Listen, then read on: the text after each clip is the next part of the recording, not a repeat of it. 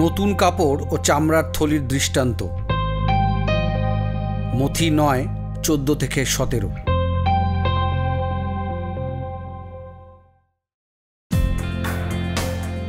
পরে যোহনের অনুগামীরা যিশুর কাছে এসে জিজ্ঞাসা করলেন, আমরা ও ফরিসিরা প্রায়ই উপোস করি, কিন্তু আপনার শিষ্যরা কেন উপোস করে না?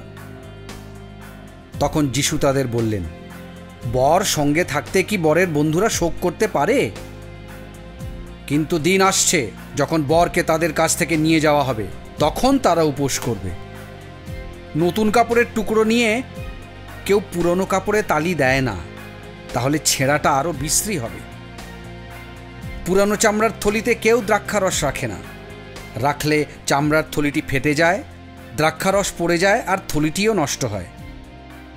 টাটকা রস নতুন থলিতেই রাখতে হয়, তাতে দুটোই সুরক্ষিত থাকে।